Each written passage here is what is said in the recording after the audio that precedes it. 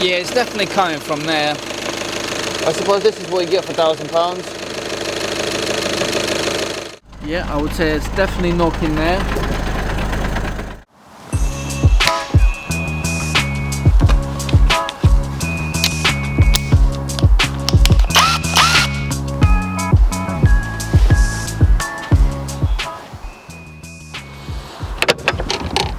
Hello guys and welcome back, AlexTheGrumpyOne here. I hope you're well. Today it's time to reveal our first £1,000 car. Right guys, so here it is, the first car of our series, £1,000 VW Scirocco 2-litre TDI.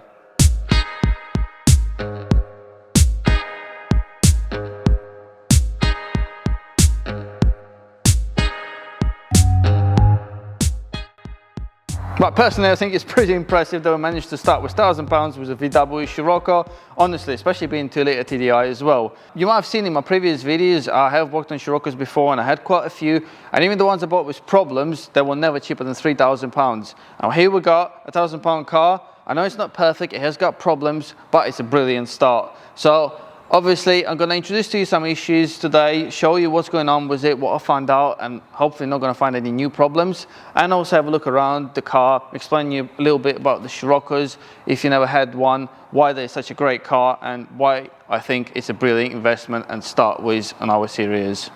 So hopefully for people like me that are interested in Sciroccos, there's a little bit of info here for you if you're interested. The Scirocco actually stands for Hot Winds from Sahara Desert coming towards Europe. That's what Scirocco means. So yeah, there's a fun fact. Anyway, so this is Mark III 2-litre TDI. They are actually built in Portugal, or they were built in Portugal around Lisbon, which is quite interesting. I only found out recently, which is a bit embarrassing. Living 12-14 years in Portugal, I probably should have known better. But anyway, that's an interesting thing for me. Right, so mechanically, they all got front engine, front wheel drive, which is the main difference, I suppose, between the Golf, because you have got the option for 4-wheel drive. Now the engines, you got 1.4 petrol, you got 1.4 petrol turbo, you got the 2-litre petrol, then you got 2-litre TDI diesel. That's the only option you got in diesel is 2-litre TDI, which is a brilliant engine. Honestly, they don't go wrong. And also on the facelift, so the petrol and 2-litre, on the facelift in 2014, they come out with the R edition, and that one is 280 horsepower on the petrol one, which is pretty impressive. That's pretty quick, and I'm pretty sure it's like 5.6 or what, 5.8 seconds to 60, which is not bad at all. The most important things about all of these engines, mainly the diesel one for me, is that it's so easy to gain more power. You literally just put a remap on it and off you go. Then gearbox wise, you have got the 6-speed, the manual one, and you also got DSG option, which is brilliant on them, the 6-speed mainly. So the 6-speed DSG and 7-speed DSG. I'm pretty sure the 7-speed DSG you only get on 1.4 turbo. Right, so suspension and brakes, you got the brakes on the VW, they're brilliant. No matter what model it is, they're usually really good. The VW has always been good with that. So the only difference is when you got the R line, that one is quicker, hence you got bigger brakes, it's a bigger setup, and it also costs more money. Suspension wise, you got two different options. You got the normal one, and you also got DCC, which is the one that got the control units on each shock absorber, and you have got the button inside the car that you can select between the comfort, normal or sport. And honestly, it does make a difference. I had both of the options, and I do prefer the DCC because it does change the way you drive the vehicle when you change the option on there. But with that, obviously it costs more money to replace the shock absorber when it goes wrong for the DCC suspension. In the case of this one, it actually hasn't got any of them. It has got coilovers because the previous owner replaced the suspension. I think the suspension was knackered, so he has installed aftermarket coilovers that we're going to have a look at. They are adjustable, so yeah, eventually once it's on the ramp, we're going to have a quick look at them, see what they're all about. Regarding the design of the vehicle, I think they've done a brilliant job trying to make it sporty. It looks aggressive. The front, the headlights look great. There's a lot of customizable items these days. You can buy different bumpers, you can buy different grills, headlights, LED, and etc. There's lots of options, and they're reasonably priced, which I think is another brilliant reason to start with this vehicle. Obviously here we got the Mark V GTI wheels, and I'm pretty sure Polo got them as well. So they're not the original wheels, obviously they came with the car, and it also has got some spacers on there. At the back, I think they've done a brilliant job. They made the back end wider, so it's a bit chunky at the back and it looks great. Obviously, this is where people like to put some spacers on to get the wheels out a little bit more. The rear lights, I do like them. Again, there's lots of options for different lights that you can get. Aftermarket ones, the facelift ones are different as well. Then obviously the spoiler, they usually have got the original spoiler there, but this is the aftermarket one that's been stuck on, which I'm not 100% happy with because there's quite a bit of silicone sticking out, and I do hope that this hasn't been drilled through. Another positive thing about this actual car is there's Blue Motion, and the tax is only about £30 a year, which is a result, and it's really good on fuel. Do like the exhaust. I got 2 exits here, which is unusual. Usually you got a big box at the back, the big silencer with 1 exit that you can't even see on the diesel. The actual boot is a decent sized space, to be honest, and you can lay the rear seats flat. You have got a lot of extras in here that came with the car there. Old headlights, a few spare bits, the coilover adjusters. You got the diffuser here, which is brand new, that has never been fitted to the car because I think it's a wrong one for different model. You got some mirror covers, indicators. There's a spare wheel bearing here as well, because I think he was expecting to have an issue with the wheel bearing.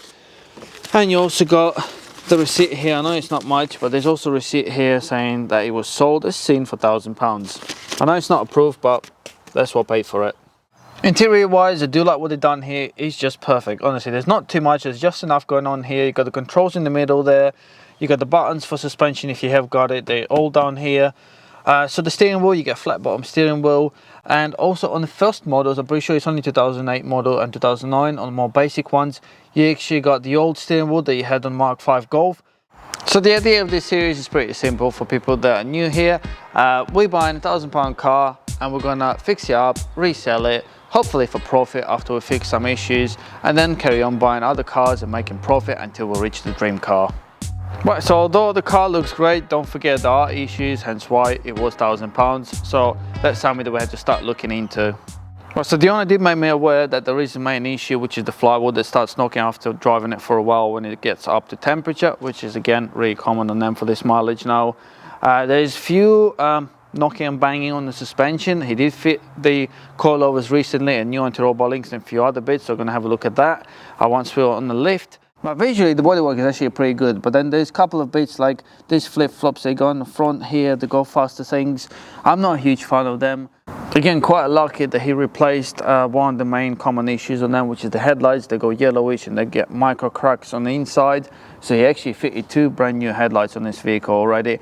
The other thing for me that I'm not a fan of is the mirror covers, because you got this pointy BMW style ones. I know a lot of people like them, but personally for me, I don't. At the back here, as I mentioned before, the rear spoiler, this is aftermarket spoiler, the plastic one, that's been put on. I think he used glue to put it on. I do hope that he hasn't drilled through the original spoiler that you got there. He has got this sticker here that I hope it's not covering anything nasty there. Right, so I think it's time to start it up, go for a test drive and see how it behaves and see if we find any more issues. So far, suspension, yeah, there's definitely knocking there. I don't know how well you're going to be able to hear it from my Meta glasses. It's the first time I'm actually using them in the car. So yeah, there's definitely knocking there. The gears are actually spot on. It's changing the gears very well. I've tried all of them now. It pulls quite well.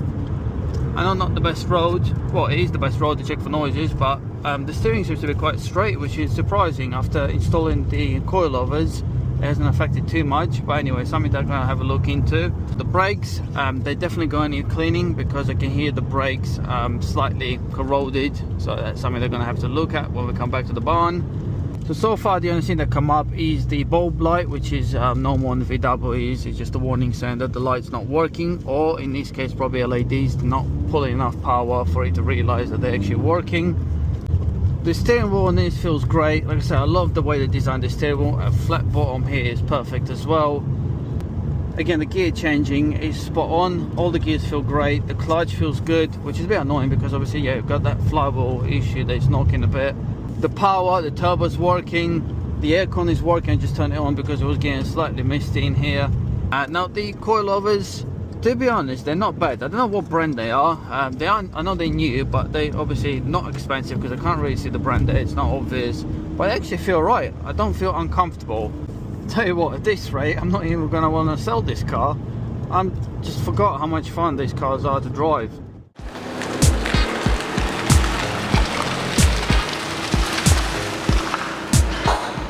Right, so the test drive was actually all right. The car's very responsive. It drives well, it's steady, but again, there is knocking. There's definitely metal knocking that he mentioned about. It's getting worse, I think. So yeah, I think we're building up a list here. I'm gonna start writing it all down, all the problems that we got, all the stuff that needs looking into, start pricing it all up.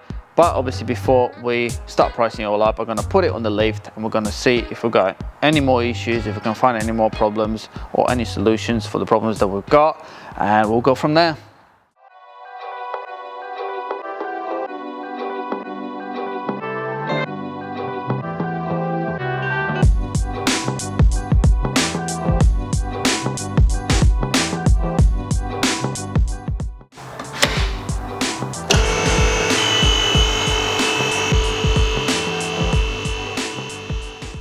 In the next episode, we're going to find out exactly what I bought here. And don't forget guys, if you're enjoying this episode so far, please don't forget to subscribe to my channel, like the video and comment below with your opinion. From £1,000 to a dream car. Have I made a mistake buying my first £1,000 car, or did I get really lucky? We'll soon find out. Stay tuned.